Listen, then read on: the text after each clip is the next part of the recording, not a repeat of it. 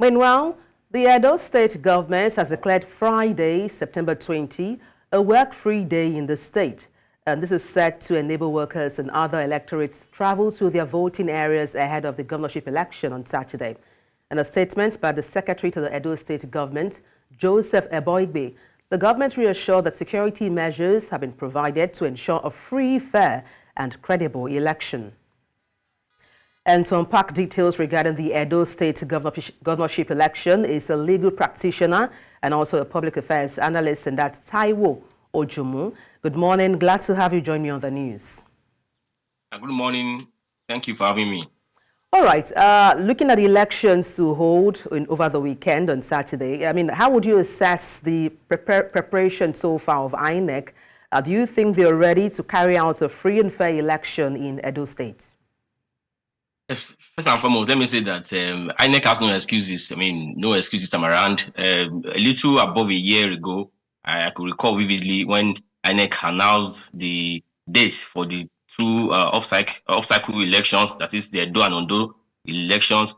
And I did say, yeah, I think, yes, it was there. I said that INEC has no excuses. We don't want to hear stories this time around. Now, I mean, as typical of every human process, you know, there are bound to be glitches here and there, but for INEC, having had a little over a year to prepare, if there will be glitches at all, they should be as minimal as possible. They should not go into the root of the election. Such glitches, if at all there will be any, should be such that would not undermine or would not cast any shadow of doubt on the credibility of INEC as an umpire. So yes, INEC should be prepared.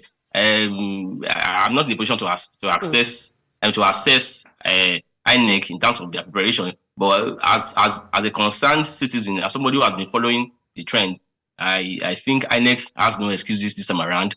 We don't want to hear stories of glitches. I mean, stories of changing the rules. You know, you brought out some guidelines. I remember during the presidential elections, INEC rolled out some guidelines, and INEC itself breached his own guidelines. I don't think that will be the position this time around. Yes. But like I said again, there might be glitches here and there, but those glitches should not be substantial enough to cast some shadow of doubt on the election. Okay, let's talk security now. The police have expressed readiness to make sure that voters get materials and also materials are protected during the exercise of this election. What are your take or concerns about this? Yes, the thing is, as we've seen in time past, I sincerely hope and I pray that the security, particularly the police force, will not be used as a tool in the hands of the politicians to rig the elections. Because I mean, yes, Nigeria, where we've seen where security agents, especially police force, with all due respect to them, I mean, there are a lot of good police officers. I have many of them as friends, as lawyers, but there are so many of them too who are very corrupt. We've seen police officers who will supervise the snatching of ballot boxes, who will be there while all manner of electoral malpractices will go on. But like the DIG said earlier, you know, I think that what we want from the police is to provide security to ensure that that everything is free and fair, that there's some peace and calm. And of course, knowing Edo State, I mean, I schooled in Edo State. I studied law in University of Benin, so I know Edo State very well. Edo State is prone to violence. Edo State people, I mean, don't respect to them. I mean, we have seen instances of elections where, I mean, elections in Edo State that were marked with all manner of violence. This election now, being a 3-horse race, is going to be a very keenly contested one. And so we hope that the security will live up to the expectation in terms of ensuring that there's peace, there's calm, and of course, there are no major form of electoral malpractices. Just to follow your train of thought regarding the ballot, looking at the menace of vote buying, which has been a recurring problem, for so long now. As a legal practitioner, what measures do you propose to help eradicate this menace? Yes, thank you.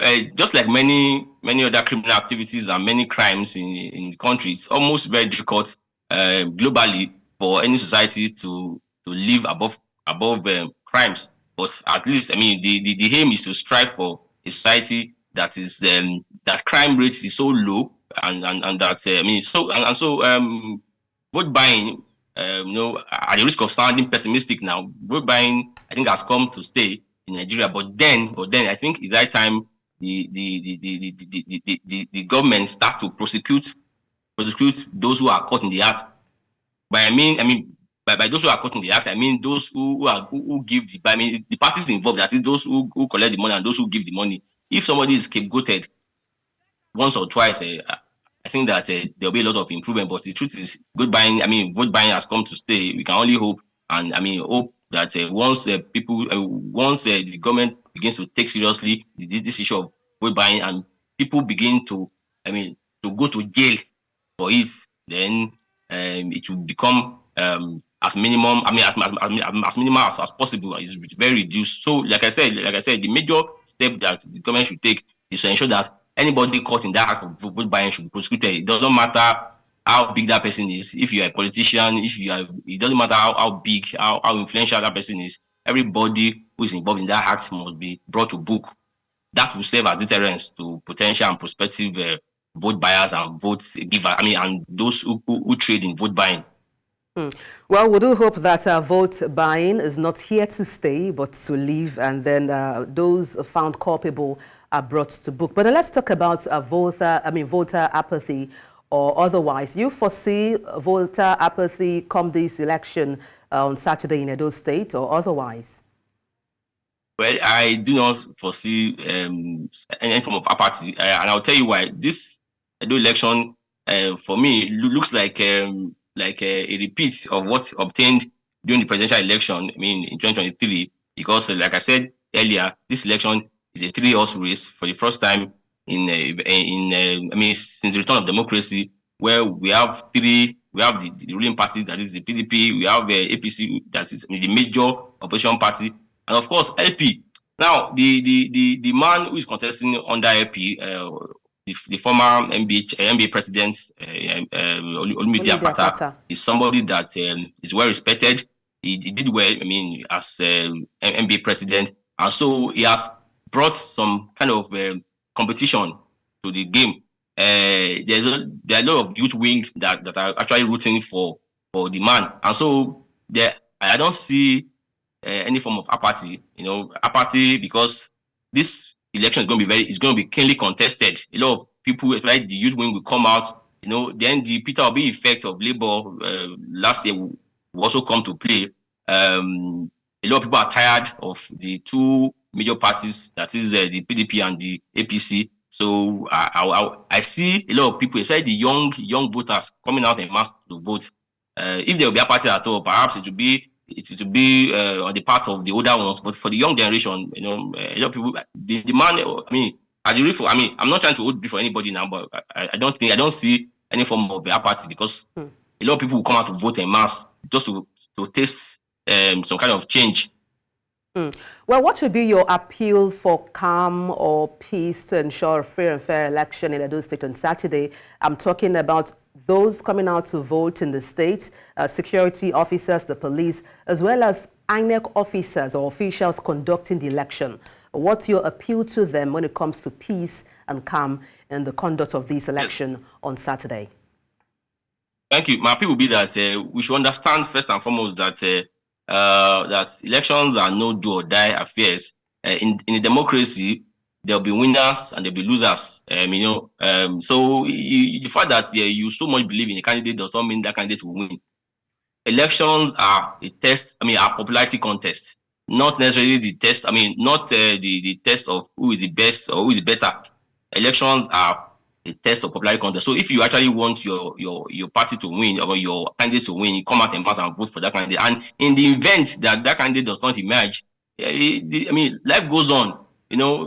So the appeal and advice is that do not take these things to heart. Do not take election personal. As much as I know that the choice of a candidate of a leader can go a long way in shaping policies, economic policies that will invariably have ripple effects on people generally. But life does not end there. So I'm appealing for peace, calm, and orderliness. I have a lot of friends in Edo State. Edo is like my second home. Like I said earlier, I schooled there, and so I have a lot of colleagues there. And so I'm using the platform to appeal to them that elections are not do or die affairs.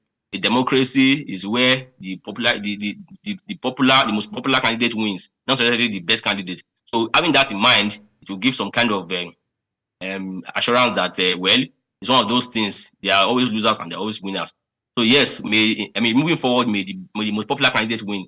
I would have said may the best candidate win, but this is democracy. This is politics. May the most popular candidate win, and I wish the three candidates and other candidates all the best.